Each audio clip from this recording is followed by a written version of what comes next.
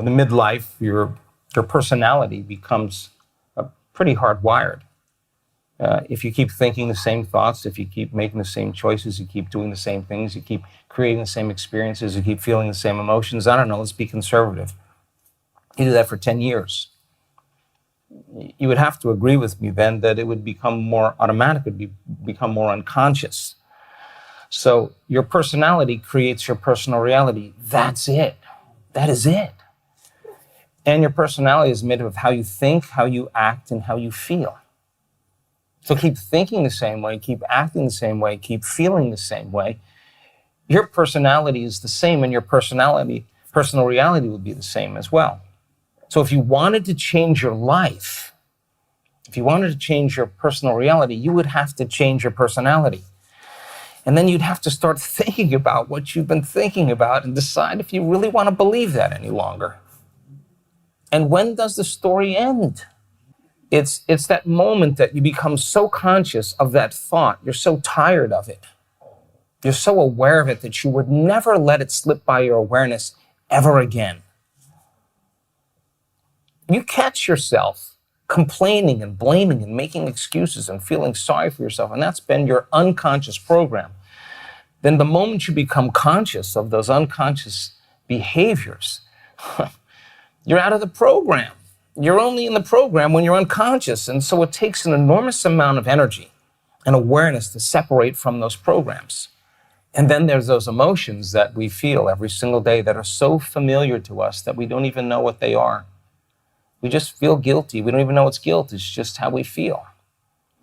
And the stronger the emotions that we have to experiences in our life, the more altered we are inside of us. When the chemistry changes inside of us, the brain narrows the focus on the cause and takes a snapshot or a series of snapshots, and that's called a long-term memory. And so then it makes total sense then that a person, by every time they relive that event in their life, they're making the same chemistry in their brain and their body, and their body's literally believing it's living that experience over and over again. And now the body's so in the past that it's the mind of the past. So then the act of becoming so conscious that you don't go unconscious is a changing of consciousness. How many times do we have to forget until we stop forgetting and start remembering? That is the moment of change. To become so conscious of your unconscious self, to know thyself so well that you don't default back to that old personality that's a set of hardwired thoughts and attitudes and beliefs, automatic habits and behaviors and emotional responses that are equally as automatic. And the hardest part about change is not making the same choices you did the day before. And the moment you decide to make a different choice, I got news for you. Get ready, it's gonna feel uncomfortable. It's gonna feel unfamiliar. There's gonna be some uncertainty. There's gonna be some unpredictability. You're not complaining any longer. Your body's gonna go, well, what have you been doing for the last 30 years? You're just gonna stop today? We've manufactured all these chemicals so easily, and the body's gonna start craving those emotions. And it's going to signal the brain to do what? Think the same thought. Why? So it could make the same choice, so it could do the same thing, so it could create the same experience, so it could feel the same emotion. And the person says, this feels right to me. No. It feels familiar to you. So the 95% of the personality that is on automatic pilot, to know thyself, we discovered that you don't walk around pretending to forgive. That's not what it's about. Is you sit in the fire in the meditation and you keep working and selectively deciding what thought you do want to believe. And when it's the hardest, matters the most.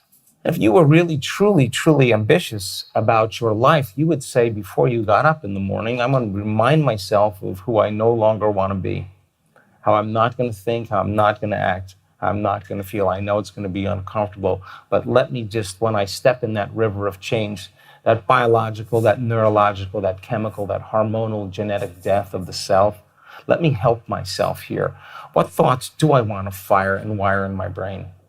and with attention and with intention. If a belief is just a thought you keep thinking over and over in your brain, you can begin to install neurological hardware in your brain. Keep doing it, and the hardware becomes a software program, and the side effect of that is that's a new voice in your head. No magic there. If you said, how am I going to be with my ex? How am I going to be with my coworker? How am I going to be with my kids? What would greatness look like today? What would love do today?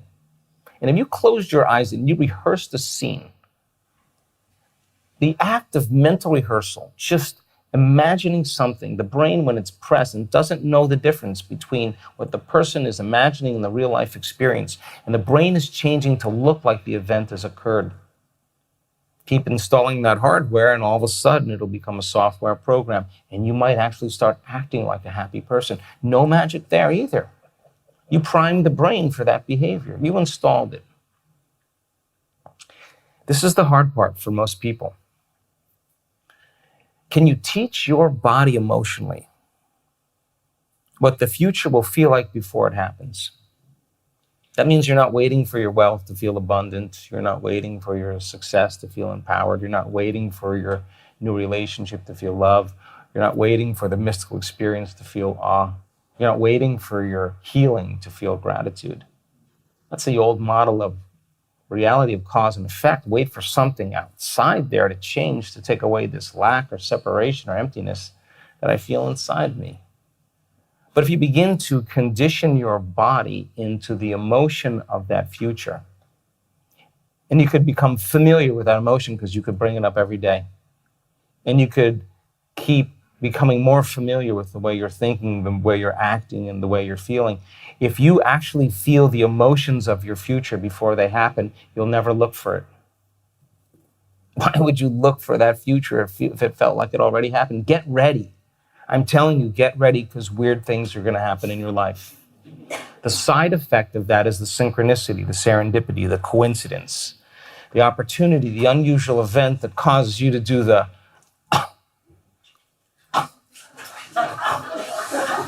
and I'm not talking about a parking space either. I'm talking about a real life event where your world is rocked. And somehow you come to the awareness, the consciousness, the understanding that somehow you're creating this. And we move from being the victims of our lives to being the creator of our lives. And I want people to experience that, to prove to themselves how powerful they really are. And people have done all kinds of things as a result of it. If you think differently, if you're acting differently, and if you're feeling differently, if you try that out as an experiment, and you said, look, I took time out of my life to actually do this, to change myself. I would like to know if it works. I'd love to get some feedback in my life. If you practice that on a regular basis, to become so familiar with yourself, so conscious of your unconscious self that you don't default. And if you can remind yourself who you do want to be in your life, and this is really about overcoming to become, if you think about it, who gets to be the beneficiary of your efforts? I mean, imagine if you're less angry and you're more happy, what would you think your friends would think? You're on a different medication. That's what they would think. They would think something's funny about you. You're not showing up as the memory that they have of you. So we teach that principle because when people do think differently, when they do make different choices, when they do different things, when they create different experiences and they feel different emotions, their biology really changes. Not a little bit, like a lot. Their brains change, their hearts change, their gene expression changes, thousands of metabolites in their blood change, their immune system gets stronger. All kinds of amazing things happen when people step into that river of change. I believe that if you're not being defined every day by a vision of the future, you'll be left with the memories of the past and you'll be predictable in your life. And to be defined by a vision of the future is actually selecting a new possibility that you would like to experience. And that possibility already exists in the quantum field. And in order for you to get creative, if you said, what would it be like to be happy? What would it be like to be healthy? What would it be like to be abundant? Whatever that is. The moment you ask those kind of open-ended frontal lobe questions, that forebrain switches on, and it's the workshop. It's the builder, it's the designer, it's the creator, it's the inventor. And really, it only has a certain amount of resources. It's got the circuits in the brain of things you've learned intellectually, philosophically, theoretically, and then it has networks of connections that have to do with experiences. And it looks out over the brain and says, let's see what he's got. I'll call up a little of this, a little of that, and he starts calling up different networks of neurons to answer the question what wealth or health or freedom would look like. And the moment those neurons fire in tandem, the person gets a picture in their mind, an image, and that's called intention. They're selecting a new possibility in the quantum field. For the passionate person who's truly lost in the creative process, they actually start to feel the emotion of that experience before it happens, and you've all done it. You make up your mind about something and your body feels it. No one's going to talk you out of it. Because once you feel it, you know that it's possible. And so then, the only way you can believe in that future is to feel the feeling of that future before it happens. Because the moment you default and you start feeling other feelings, I promise you, you're going to believe in your past. And you're going to come up with a really good story. And 50% of that story, according to neuroscience, isn't even true. People make up these miserable lives that they never even had, just to feel some emotion.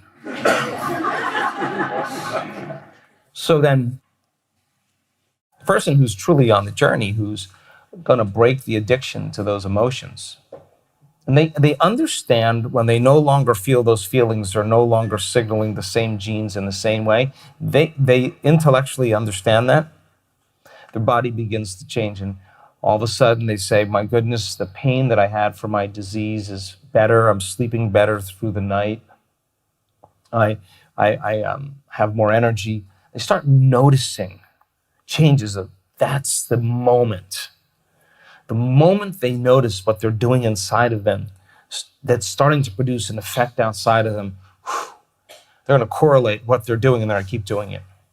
And we've seen people heal from all kinds of health conditions. And I've asked them, where's the disease? Where'd it go? And they say, it belongs to the old person. I'm just not that person any longer. I'm somebody else.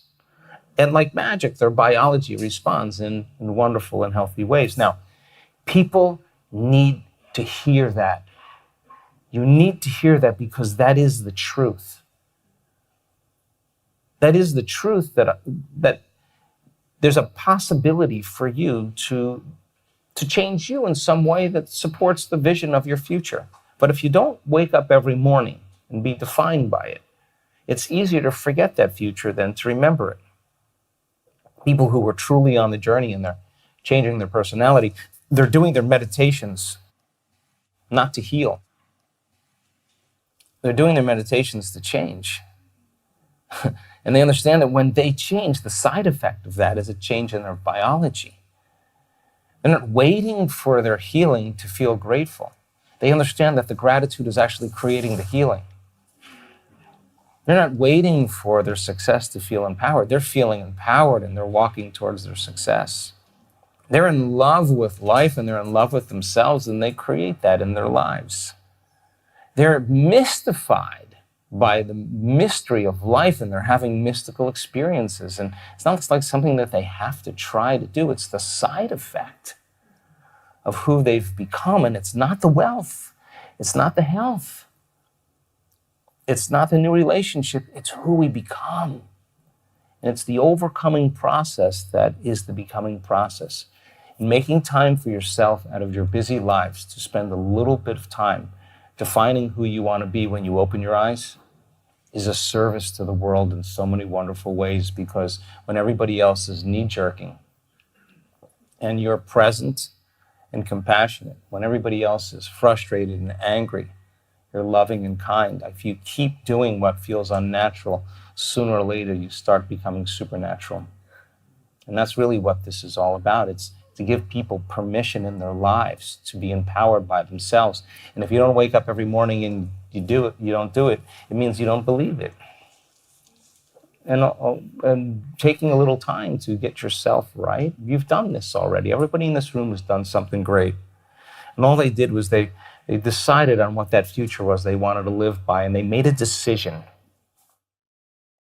with such firm intention that the amplitude of that choice carried a level of energy that caused their body to respond to their mind. That the choice that they made in that moment to change, to live in that future, was a moment in time they would never forget.